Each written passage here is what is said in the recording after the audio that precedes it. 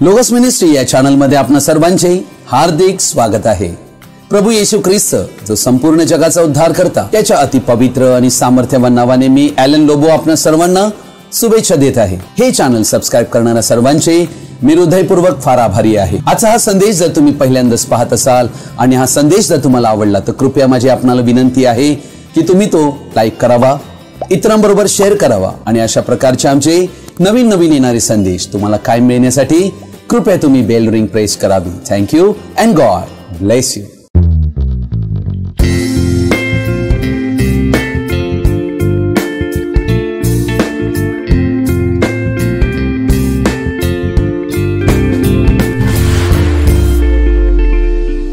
आज आम्ही एका महत्त्वाच्या विषयाकडे आमचं लक्ष लावणार आहोत आणि त्या विषयाला मी शीर्षक देऊ इच्छितो, फॉलोइंग जीसस, येशूला अनुसरणे। प्रियजन हो, हा विषय फार महत्त्वाचा विषय आहे। येशूची प्रार्थना करणारे आज अनेक लोक आहेत, परंतु काय सर्वच येशूचे शिष्य आहेत काय? येशूला कोण अनुसरू शकेल? येशू याने आपल्या स्वतःची ओळख दिली की मी गुरु आणि प्रभू आहे आणि येशूकडे पुष्कळ शिष्य होते। येशूचे शिष्य बनणे यासाठीच तर आम्हाला पाचारण करण्यात आलेलं आहे। आज आम्ही या विषयाकडे आमचं लक्ष लावणार आहोत। येशूचा शिष्य बनणे म्हणजे काय आणि येशूला अनुसरणे म्हणजे काय? प्रियजन हो, हा एक आध्यात्मिक विषय आहे जो आम्हाला एक सखोल समज आम्हाला देऊ शकतो। म्हणून आपणा सर्वांचे लक्ष या विषयाकडे वेधत असताना मी विनंती करीन की आजचा हा संदेश सर्वजणांनी आवर्जून शेवटपर्यंत पाहावा। God bless you. जर मी हा प्रश्न तुम्हाला केला की काय तुम्ही येशूचे अनुयायी आहात काय, तुम्ही याचे उत्तर कसे द्याल? काय तुम्ही येशूचे अनुयायी आहात? तुम्ही म्हणाल म्हणजे मी देवावर विश्वास करतो त्याबद्दल तुम्ही बोलता काय? माझा प्रश्न तो नाहीये। काही जण म्हणतील की मी येशूविषयी जाणतो, परंतु तेही ते उत्तर नाहीये या प्रश्नाचे। म्हणजे तुम्ही चर्चला उपस्थित राहता का?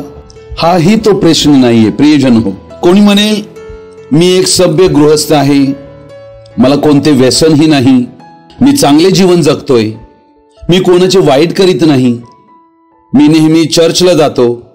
कदाचित तुम्ही म्हणाल मी धार्मिक आहे, मी बाप्तिस्मा घेतलेला आहे, मी प्रभू भोजन घेतो, परंतु माझा प्रश्न हा आहे की काय तुम्ही प्रभू येशूचे अनुयायी आहात काय? या सर्व प्रश्न उत्तरांतून आम्ही प्रभू येशूचे अनुयायी म्हणून ओळखले जात नाहीत, ही वास्तविकता आहे।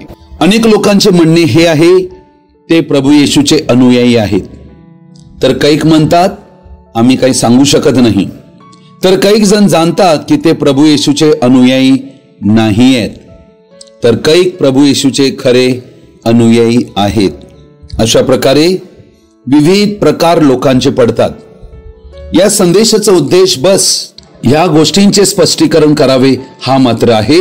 आम्ही देवाच्या वचनांतून काही वाचणार आहोत व ते वचनच आम्हाला उत्तर देईल की आम्ही प्रभू येशूचे अनुयायी आहोत की नाही। लूका शुभवर्तमान याचा 14वा अध्याय आणि याचं 25 ते 33 वचन मी आपणापुढे वाचत आहे। आपण सर्वजणांनी त्याकडे लक्ष देऊया। त्याच्याबरोबर मोठमोठे लोकसमुदाय चालले होते। तेव्हा तो त्यांच्याकडे वळून म्हणाला, जर कोणी माझ्या मागे येईल पण आपला बाप, आई, बायको, मुले, भाऊ व बहिणी यांचा आणि आपल्या जीवाचाही द्वेष करणार नाही तर त्याला माझा शिष्य होता येणार नाही। जो कोणी स्वतःचा वधस्तंभ घेऊन माझ्या मागे येत नाही त्याला माझा शिष्य होता येत नाही। तुमच्यामध्ये असा कोण आहे की त्याला बुरुज बांधायची इच्छा असता तो अगोदर बसून व खर्चाचा अंदाज करून आपल्याजवळ तो पुरा करणे इतकी ऐपत आहे की नाही हे पाहत नाही? नाहीतर कदाचित पाया घातल्यावर त्याला जर तो पुरा करता आला नाही तर पाहणारे सर्व लोक त्याचा उपहास करून म्हणतील, हा मनुष्य बांधू लागला खरा, पण याला तो पुरा करता आला नाही। अथवा असा कोण राजा आहे की तो दुसऱ्या राजाबरोबर लढाईत सामना करण्यास निघाला असता अगोदर बसून विचार करीत नाही की जो 20,000 घेऊन माझ्यावर येतो त्याच्यावर मला 10,000 जाता येईल काय? जर जाता येत नसेल तर तो दूर आहे तोच तो वकिलांस पाठवून सलोख्याचे बोलणे सुरू करेल। म्हणून त्याचप्रमाणे तुम्हापैकी जो कोणी आपल्या सर्वस्वाचा त्याग करीत नाही त्याला माझा शिष्य होता येत नाही। प्रभू या वाचलेल्या पवित्र वचनावर आपला स्वर्गीय आशीर्वाद देव आणि या वचनांनी आम्हा सर्व भावांना बहिणींना आशीर्वादित करो. आमेन. येशूच्या मागे अनेक जण चालले होते. त्यातले काही वचनबद्ध शिष्य होते, तर काही बनावट मिश्र समुदाय त्याला अनुसरत होता. गावागावांतून लोंढा लोंढा त्याच्या मागे चालला होता. परंतु येशू थांबला व त्यांना म्हणाला, मला अनुसरणे म्हणजे नक्की काय? मग प्रभू येशू काही अटी देत आहे. अर्थात प्रभू येशूला अनुसरणे म्हणजे भौगोलिक किंवा शारीरिकरित्या त्याच्या मागे चालणे नाही, तर आध्यात्मिकरित्या त्याच्या मागे चालणे, त्याला अनुसरणे. कारण येशूला मोठा समुदाय नकोय, त्याला चांगले शिष्य हवेत, जे थोडे असले तरी चालते, परंतु ते जगाला बदलते. प्रियजन हो, येशूचे पुष्कळ शिष्य होते, 70 शिष्य. आणि त्या 70 शिष्यांतील 70 शिष्य एकाच दिवशी निर्णय घेतात आणि येशूला सोडून देतात. योहान 6:66 वचन. त्या शिष्यांनी त्या दिवशी निर्णय घेतला आणि त्यानंतर ते येशूच्या मागे कधीही चालले नाहीत. पहा, येशूच्या मागे चालणे ही काही साधी गोष्ट नाहीये, कारण त्यांनी येशूचं पूर्ण वचन समजून घेतले नाही. परंतु येशू पेत्राकडे आला आणि पेत्राला म्हणाला, तुम्हाला पण जाण्याची इच्छा असेल तर दरवाजा खुलाय. परंतु पेत्राने म्हटले, प्रभूजी, आम्ही कोणाकडे जाणार? सार्वकालिक जीवनाची वचने तुझ्याकडे आहेत, तुला सोडून आम्ही कुठे जाऊ? हाच निर्णय आज प्रभूचे शिष्य जे आहेत त्यांनीही तसाच घ्यायला हवा. येशू कोणत्याही गोष्टीचे कोणाला आमिष दाखवित नाही की माझ्या मागे आल्याने मी तुमचं असं करीन. येशूला त्याचा सच्चा चेला, शिष्य हवा आहे, जो निस्वार्थ रीतीने त्याला अनुसरेल. येशूला पकडण्यात आल्यावर आम्हाला आढळते की येशूचे सर्व शिष्य पळून गेलेले आहेत. एक पेत्र फक्त मागे चालत होता आणि तोही येशूचा नकार करणारा ठरला. येशूला अनुसरणे ही साधी गोष्ट नाहीये. पेत्राला हे कळले की येशूचा जर मी इकडे स्वीकार केला तर मलाही येशू बरोबर मारण्यात येईल, म्हणून त्याने आपला जीव धोक्यात पडू नये म्हणून येशूचा संपूर्णपणे निषेध केला, शापोच्चार केला. मी त्याला ओळखतच नाही असे म्हटले. प्रियजन हो, जे येशूच्या मागे 3.5 वर्षे चालले होते, येशू बरोबर झोपले होते, बसले होते, फिरले होते, चमत्कार डोळ्यांनी पाहिला होता, या सर्व गोष्टी त्यांनी करूनही एका क्षणात येशूला सोडून दिले होते. अनेक लोक येशूला अनुसरू इच्छितात. येथे प्रभू येशू ख्रिस्त एका बुरुज बांधण्याविषयी दाखला देत आहे की असा कोण माणूस आहे जो बुरुज बांधू इच्छितो, पण ते बांधण्या अगोदर तो बसून व खर्चाचा अंदाज न करता आपल्याजवळ तो पुरा करण्या इतकी ऐपत आहे की नाही हे पाहत नाही, आणि तो पाया घातल्यावर जर त्याला पुरा करता आला नाही तर पाहणारे सर्व लोक त्याचा उपहास करून म्हणतील, हा मनुष्य बांधू लागला खरा, परंतु याला तो पुरा करता आला नाही. प्रियजन हो, अर्थात येशू या ठिकाणी शिष्यत्वाबद्दल सांगताना शिष्यत्वासाठी किंमत मोजावी लागणार आहे व त्यासाठी आमची तयारी आम्ही करणे गरजेचे आहे हे येशू येथे शिकवित आहे. येशूला अनुसरणे ही एक मोठी प्रक्रिया आहे. ही काही एक दिवसाची गोष्ट नाही, 1 महिन्याची गोष्ट नाही, 1 वर्षाची गोष्ट नाही. संपूर्ण आयुष्य आमचं येशूसाठी देणे आहे. मत्तय शुभवर्तमान याचा 9वा अध्याय आणि याचं 9 वचन मी वाचत आहे. मग तेथून जाताना येशूने मत्तय नावाच्या मनुष्याला जकातीच्या नाक्यावर बसलेले पाहून त्याला म्हटले, माझ्या मागे ये. तेव्हा तो उठून त्याच्या मागे गेला. मत्तय नावाचा व्यक्ती हा एक जकातदार होता, ज्याने हे पुस्तक लिहिलेलं आहे. मत्तय हे पुस्तक या जकातदारानेच लिहिलेलं आहे, ज्याला येशूने पाचारण केले. आणि येशूने त्याला एवढेच म्हटले, माझ्या मागे ये. आणि त्वरित येशूच्या मागे तो चालू लागला. येशूने म्हटले, माझी मेंढरे माझी वाणी ऐकतात आणि ती माझ्या मागे चालतात. मत्तय हा जरी जकातदार होता तरी येशूचा निवडलेला होता, आणि येशूचा एकच शब्द माझ्या मागे ये हा शब्द त्याच्या जीवनाचं परिवर्तन करणारा ठरला. मत्तय शुभवर्तमान 4 अध्याय 18 ते 20 वचन. नंतर गालिल समुद्राजवळून तो चालला असताना त्याने पेत्र म्हटलेला शिमोन व त्याचा भाऊ अंद्रिया या दोघा भावांना समुद्रात पाक टाकताना पाहिले, कारण ते मासे धरणारे होते. त्याने त्यांना म्हटले, माझ्या मागे चला, म्हणजे मी तुम्हाला माणसे धरणारे करीन. लागलंच ते जाळी सोडून देऊन त्याला अनुसरले. प्रभू येशूचा शिष्य म्हणजे प्रभू येशूला समर्पित झालेला त्याचा अनुयायी. ही गोष्ट आम्हाला नवीन करारात आढळते. 4 शुभवर्तमानात व प्रेषितांच्या कृत्यात येशूला त्याचा अनुसरणारा शिष्य असा हवा आहे, जो अर्धा त्याला आणि अर्धा आपल्या स्वतःला अनुसरेल असं त्याला नकोय. एक पाय जगात आणि एक पाय ख्रिस्तामध्ये असे असू शकत नाही. अर्थात येशूला त्याचा शिष्य असा हवा आहे, जो त्याचा अनुयायी बनेल. स्वतःला त्यांनी पूर्णतः वेगळे केलेले हवे. शिष्य म्हणजे गुरुचा अनुयायी. अर्थात हा शिष्य तो व्यक्ती आहे ज्याने आपल्या जीवनातील सर्व परिस्थितीत आपल्या स्वतःच्या इच्छेपेक्षा प्रभू येशूला पहिले प्राधान्य दिलेले आहे. अजूनपर्यंत हे चॅनल जर तुम्ही सबस्क्राईब केलेले नसेल तर कृपया माझी विनंती आहे, हे चॅनल तुम्ही सबस्क्राईब करा आणि हा संदेश इतरांपर्यंत शेअर करावा. थँक्यू. प्रभू येशू ख्रिस्ताने शिष्यत्वाच्या प्रमुख 3 अटी दिलेल्या आहेत, ज्याकडे आम्ही आमचे लक्ष लावूया. लूका शुभवर्तमान 14 अध्यायातल्या 26 वचनात आम्हाला पहिली अट आढळत आहे. ते वचन म्हणते, जर कोणी माझ्याकडे येईल पण आपला बाप, आई, बायको, मुले, भाऊ व बहिणी यांचा आणि आपल्या जीवाचाही द्वेष करणार नाही, तर त्याला माझा शिष्य होता येणार नाही. अर्थात हे शब्द फारच स्ट्रॉंग, फार प्रबळ शब्द आहेत. अर्थात प्रभू येशू ख्रिस्त या ठिकाणी शिष्यत्वासाठी पहिली अट देत आहे आणि ती अट आमचं जे नैसर्गिक आणि अत्याधिक प्रेम आमच्या नातेसंबंधामध्ये आहे त्या विषयावर आहे. अर्थात आमच्या प्रेमामध्ये अव्यवस्था आलेली आहे. ज्या देवाने आम्हाला निर्माण केले त्याच्यावर आम्ही सर्वोच्च प्रेम करावे हे आमच्या जीवनातच नाहीये. ही ती अव्यवस्था आहे. म्हणून प्रभू येशूच्या मागे अनुसरणाऱ्या व्यक्तीला सर्वप्रथम प्रभू येशू ख्रिस्त व्यवस्थेमध्ये आणू इच्छित आहे. देव आमचे प्रेम शुद्ध करू इच्छितो, नकार करण्याद्वारे. असे शब्द ऐकल्यावर कदाचित आम्हाला प्रश्न पडेल, याचा अर्थ काय आम्ही आमच्या आई वडिलांवर, मुलांवर, बायकोवर, भाऊ बहीण यांच्यावर प्रेम करू नये काय?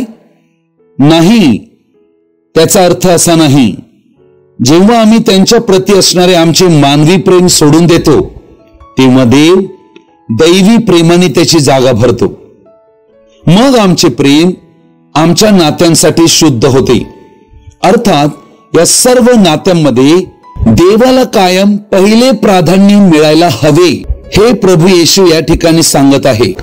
याचे प्रमुख कारण हे आहे, कारण अनेक जण देवाचे मानू शकत नाहीत, कारण ते आपल्या आई वडिलांवर, पत्नीवर, लेकरांवर, भावा बहिणीवर एवढे प्रेम करीतात की ते त्यांना दुखवू इच्छित नाहीत. व प्रभू आमच्या जीवनात पहिले स्थान मागतो आणि ते जर आम्ही त्याला दिले नाही तर आम्ही त्याचे शिष्य असूच शकत नाही. प्रियजन हो, येशू ख्रिस्त हा प्रभू आहे. प्रभू म्हणजे आमच्या जीवनावर सत्ता करणारा तो असला पाहिजे, अन्यथा तो आमचा प्रभू असू शकत नाही. म्हणून ही पहिली शिष्यत्वाची अट येशू ख्रिस्ताचं प्रभुत्व दाखवित आहे. काय आम्ही त्याच्या स्वाधीन होऊ शकतो काय? आमच्या पृथ्वीवरील सर्व तात्पुरत्या नात्यांपेक्षा जे देवाचं अनंत असे नाते आहे त्याला आम्ही पहिले प्राधान्य देऊ शकतो काय? हे प्रभू या अटीद्वारे दाखवित आहे. अर्थात प्रभू येशू जे प्रेम आमच्याकडून अपेक्षित आहे ते भावना प्रधान नाहीये, मानवी प्रेम नाहीये. तर योहान 14:21 वचन म्हणते, म्हणजे ज्याच्याजवळ माझ्या आज्ञा आहेत व त्या जो पाळतो तोच माझ्यावर प्रीती करणारा आहे. येशूला आज्ञाधारक शिष्य हवा आहे. आम्हाला माहित आहे की इस्रायलाचे 12 वंश होते. या 12 वंशांतून देवाने याजक कोणाला निवडले? लेवींना. का बरं लेवींना याजक नेमले? त्यांची नेमणूक कुठून झाली आणि का झाली? तर त्याविषयी आम्ही निर्गम याच्या 32 अध्यायामध्ये पाहतो. जेव्हा मोशेला देवाने डोंगरावर बोलावले आणि त्याला येण्यास उशीर झाला, म्हणजे 40 दिवस निघून गेले तेव्हा इस्रायल लोकांनी वासराची मूर्ती बनवून त्याची पूजा सुरू केली. तेव्हा लोक मोकाट झाले आणि नाचू बागडू लागले व यहोवा देवाला त्यांनी सोडले. जेव्हा मोशे डोंगरावरून खाली उतरला दगडी पाट्या घेऊन, तेव्हा मोशेने पाहिले की इस्रायल लोक बहकलेले आहेत. तेव्हा मोशे छावणीच्या द्वारात उभा राहून म्हणाला, जो कोणी यहोवाच्या पक्षाचा आहे त्याने माझ्याकडे यावे. तेव्हा 12 वंशांतून केवळ लेवी लोक उभे राहिले. लेवी लोकांनी फक्त यहोवा देवाची बाजू घेतली, ते मोशेच्या जवळ उभे राहिले. निर्गम 32:27 वचन म्हणते, तेव्हा तो त्यांना म्हणाला, इस्रायलाचा देव यहोवा असे म्हणतो की तुम्ही प्रत्येक जण आपापली तलवार कमरेस बांधा व छावणीतून एका द्वारांतून दुसऱ्या द्वारापर्यंत फिरत जा आणि तुम्ही प्रत्येक जण आपापल्या भावाला व आपापल्या सोबत्याला व आपापल्या शेजाऱ्याला जीवे मारा. मग लेवी संतानांनी मोशेच्या सांगण्याप्रमाणे केले आणि त्या दिवशी लोकांतले सुमारे 3000 पुरुष मरून पडले. 29 वचन, आणि मोशे म्हणाला, आज तुम्ही प्रत्येक जण आपल्या मुलाविरुद्ध आपल्या भावाविरुद्ध उभे राहिला, म्हणून आपणास यहोवाला समर्पण करा, यासाठी की त्याने आज तुम्हास आशीर्वाद द्यावा. प्रियजन हो, लेवी लोक जे उभे राहिले त्यांनी काय केले? हेच काम केले. याजक पण प्राप्त होण्यासाठी त्यांनी पहिले नात्याचा द्वेष केला. आपल्या मुलाविरुद्ध आपल्या भावाविरुद्ध. आणि अनुवाद 33 अध्याय 8 ते 11 वचनात आम्ही पाहतो, या 3000 लोकांमध्ये स्त्रियांची देखील कत्तल करण्यात आलेली आहे असे आम्हाला आढळते. म्हणूनच नवीन कराराचे शिष्य निवडताना नवीन कराराचं याजकत्व येशूच्या शिष्यांनाच येशूला द्यायचे आहे. आणि म्हणून जशी निवड त्या वेळेला झाली याजकांची, लेवी लोकांची, तशीच आज नवीन करारातील लेवी याजक जे आहेत हेही असेच नात्यांचा द्वेष करणारे आणि देवासाठी पहिले प्राधान्य देऊन उभे राहणारे असे ते असतील. याचं हे चित्र आम्हाला यामध्ये आढळते. प्रभू येशू ख्रिस्त आपल्या मागे अनेक शिष्य करीत होता. आम्हाला येथे आढळते की पुष्कळ लोक येशूच्या मागे चालले होते, परंतु येशूला खरे शिष्य त्याचे हवे होते. अनेक लोकांना चमत्कार हवे आहेत म्हणून येशूच्या मागे ते चालत आहेत, पण येशूला तर असे लोक हवे होते जे त्याचे खरे शिष्य बनतील. म्हणून बत्तेकृत सुवर्तमान याच्या 10व्या अध्यायात 34 वचनापासून मी 39 वचन वाचत आहे. येशूने यामध्ये काय म्हटले? मी पृथ्वीवर शांतता आणावयास आलो असे समजू नका. मी शांतता आणावयास नव्हे तर तलवार चालवावयास आलो आहे. कारण मुलगा व बाप, मुलगी व आई, सून व सासू यांच्यात फूट पाडण्यास मी आलो आहे. अर्थात या ठिकाणी आम्ही पाहत आहोत येशूला अनुसरणे ही काही साधी गोष्ट नाही, फार मोठी किंमत मोजावी लागते. अनेक लोक यांनी आज ती किंमत मोजली आहे जे येशूला अनुसरत आहेत. म्हणून 35 वचन म्हणते की कुटुंबामध्ये त्यामुळे वाद निर्माण होईल, फूट पडेल. येशूला अनुसरणाऱ्या अनेक लोकांच्या जीवनामध्ये अशाच प्रकारची त्यांच्या कुटुंबामध्ये फूट पडलेली आहे आणि त्याला कारण येशू आहे. येशू म्हणतो, मी फूट पाडावयास आलेलो आहे. अर्थात फूट पाडणे ही काही चांगली गोष्ट आम्हाला दिसत नाही, पण येशू इथे ही गोष्ट दाखवित आहे की मी सत्य आहे आणि जो माझा स्वीकार करेल, सत्याचा स्वीकार करेल, त्यावेळेला जग त्याचा द्वेष करेल. कुटुंब, नातेवाईक, शेजारी, कितीही तुमचे प्रिय व्यक्ती असो, येशूचा स्वीकार केल्या कारणाने द्वेष करण्यात येईल. म्हणून येशूने पुढे म्हटले, मनुष्याच्या घरचेच लोक त्याचे वैरी होतील. कुटुंबामधील ही गोष्ट परिस्थिती दाखविलेली आहे. येशूला अनुसरणे हे सर्वप्रथम आमचं त्याच्याशी नात्याशी जोडलेलं आहे. म्हणजे त्याला आमच्या स्वतःचा प्रभू आणि माझा व्यक्तिगत तारणारा म्हणून त्याला ओळखून त्याला आपल्या जीवनात स्वीकारणे आहे. येशू ख्रिस्ताशी आमचे नाते प्रस्थापित करणे आहे, जेथे आम्ही वाढत जात आहोत, शिकत जात आहोत आणि त्याच्याशी आमचं जे नातं आहे त्यात आम्ही परिपक्व बनले जात आहोत.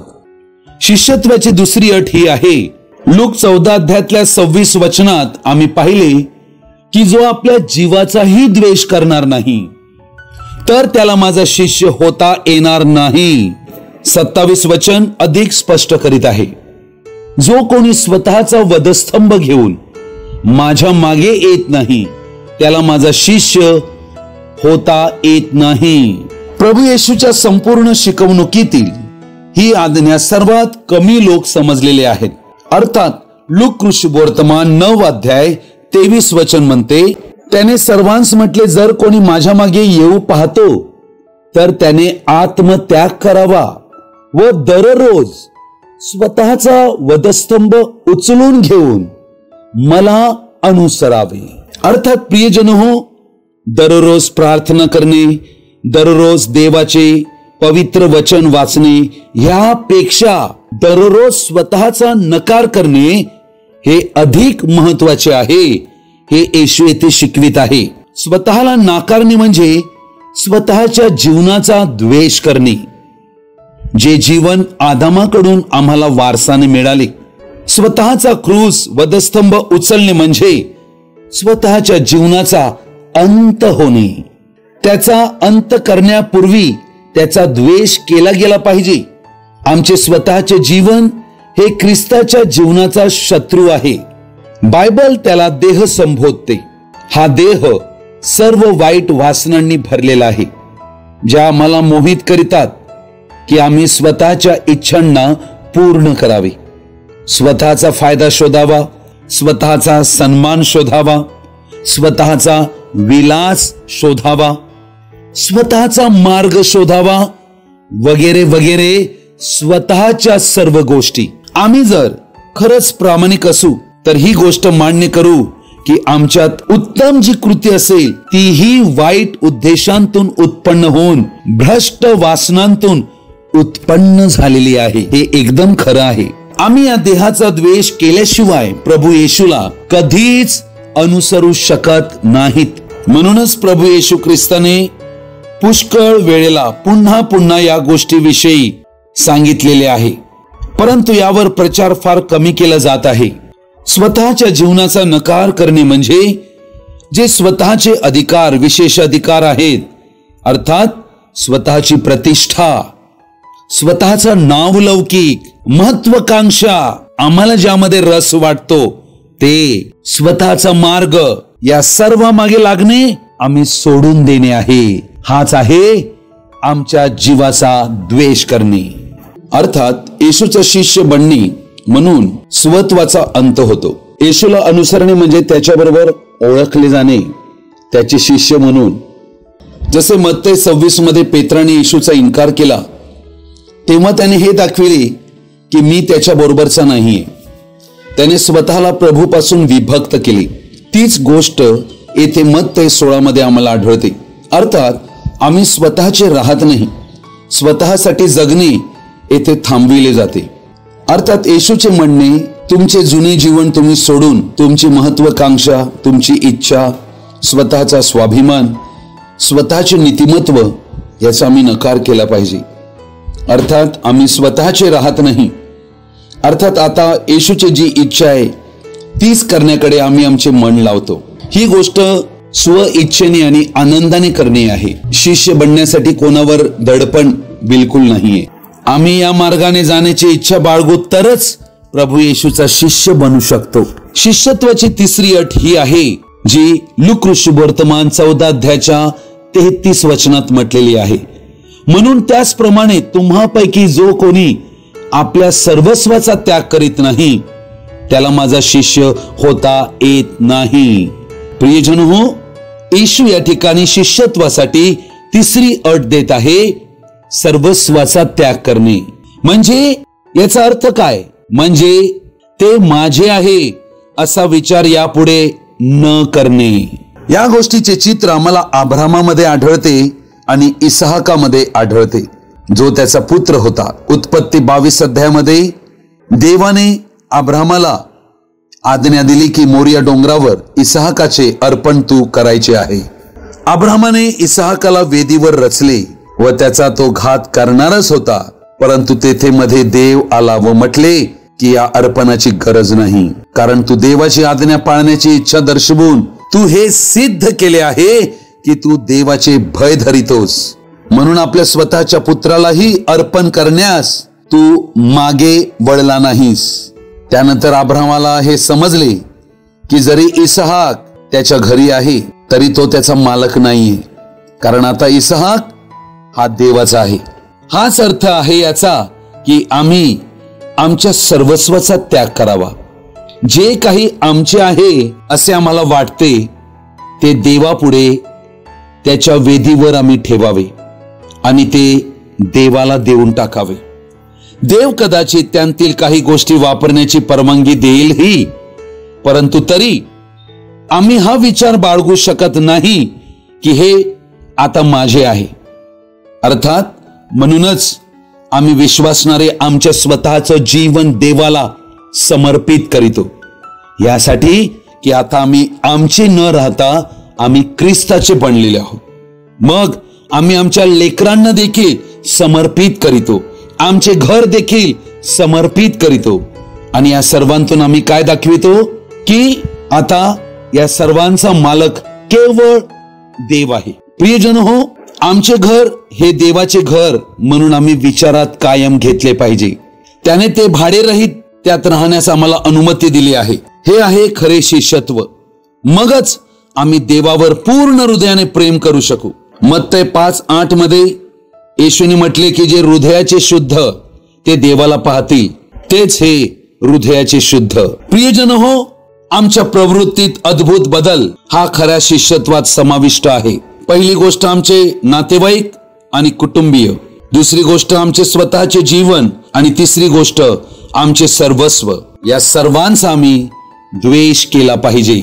या गोष्टींना प्रामाणिकपणे व सरळपणे सामोरे गेल्याशिवाय आमच्या जीवनाविषयी देवाचा संपूर्ण उद्देश पूर्ण होणे अशक्य प्राय आहे. येशूला अनुसरणे म्हणजे आपल्या स्वतःची जी इच्छा आहे ती देवाच्या पूर्णतः स्वाधीन करणे आणि देवाच्या अधीन आपलं जीवन करणे. म्हणजे त्याची जी योजना माझ्यासाठी आहे त्या योजनेला अनुसरणे व त्याच्या नेतृत्वावर पूर्णपणे अवलंबून राहणे की त्याने त्याच्या मार्गाने आम्हाला चालवावे. येशूला अनुसरणे म्हणजे त्याच्या आज्ञा पाळणे, त्याची शिकवणूक समजून त्याप्रमाणे आपल्या जीवनामध्ये प्रेम, क्षमाशीलता आणि करुणा ही तत्वे आमच्या जीवनात बाळगणे. जी जी शिकवणूक त्याने या संपूर्ण बायबलमध्ये दिलेली आहे त्या शिकवणुकीला आम्ही अनुसरणे म्हणजे येशूला अनुसरणे आहे. प्रभू येशूला अनुसरणे म्हणजे त्याची मूल्ये, त्याचे चारित्र्य हे आमच्या जीवनातून प्रकट होणे आहे. आणि त्यासाठी आम्ही दयाळू असणे गरजेचे आहे. आम्ही नम्र असणे, एकमेकांना क्षमा करणे या गोष्टी आमच्याकडे असणे फार आवश्यक आहेत. हा शिष्यत्वाचा विषय प्रचार केल्याविना ख्रिस्त येशूचे शरीर असलेली मंडळी बांधली जाऊ शकत नाही. येशू म्हणतो तुम्ही जा आणि सर्व राष्ट्राच्या लोकांना सुवार्ता सांगून प्रथम त्यांना शिष्य करा. येशूला शिष्य हवाय, येशूला मेंबर नको आहे. येशू शिष्यांचा शोध करत आहे. काय आज तुम्ही शिष्य बनू इच्छिता? काय आज तुमचा निर्णय आहे येशूचा शिष्य बनणे? येशूला अनुसरणे म्हणजे आमच्या स्वतःचा कायापालट व्हावा, आमचं संपूर्ण परिवर्तन व्हावं म्हणून एक प्रवास आहे ज्यात आमची वाढ आहे, ज्यात आमचा कायापालट आहे, बदल आहे. म्हणून प्रभू येशूने म्हटले की प्रत्येक पूर्ण झालेला शिष्य गुरु समान होईल. प्रियजन हो, येशूच्या मागे अनुसरताना प्रत्येक शिष्यांना आपल्या ध्यानात हे घेणे गरजेचे आहे की मला गुरु सारखे बनायचे आहे. आज आम्ही येशूला अनुसरताना आम्ही तीच गोष्ट आमच्या मनात बाळगून अनुसरलो पाहिजे. त्याचे चारित्र्य जे आहे त्या चारित्र्याला अनुसरून आम्ही आमच्या स्वतःचे जीवन त्याप्रमाणे घडविणे आहे, त्याच्यावर विश्वास करणे आहे आणि त्याने दिलेली संपूर्ण शिकवणूक याला अनुसरून त्याचं प्रेम आणि त्याच्यामध्ये असणारी करुणा ही आमच्या जीवनातून प्रकट होणे गरजेची आहे. येशूला अनुसरणे म्हणजे येशूची शिकवणूक, येशूने दिलेली मूल्ये, येशूने दिलेले उदाहरण याप्रमाणे आम्ही स्व इच्छेने एक निर्णय घेऊन त्याला अनुसरणे आहे. येशूला अनुसरणे म्हणजे त्याचा शिष्य बनणे. शिष्य म्हणजे शिकणारा, ज्ञान प्राप्त करीत असतो गुरुकडून. प्रियजन हो, आम्हाला परिपूर्ण करणारा आमचा गुरु आहे. आम्ही आमच्या गुरुवर प्रेम करावे, त्याच्या आज्ञांचे पालन करावे, त्याच्याशी आमचे नाते मजबूत आणि घनिष्ठ व्हावे. आम्ही त्याच्यावर अवलंबून राहावे. आमच्या जीवनाचे प्रत्येक निर्णयात आम्ही त्याला सामील करावे. आमचा पूर्ण भरोसा आणि विश्वास त्याच्यावर असावा. आजचा हा संदेश आपण सर्वजणांनी ध्यानपूर्वक आणि शेवटपर्यंत पाहिल्याबद्दल आपणा सर्वांचा मी हृदयपूर्वक आभारी आहे. हा संदेश ऐकल्यानंतर नक्की तुम्हाला काय कळले कृपया तुम्ही कमेंट्स बॉक्समध्ये कळवू शकता किंवा माझ्याशी व्यक्तिगत संपर्क साधू शकता. Thank you and God bless you.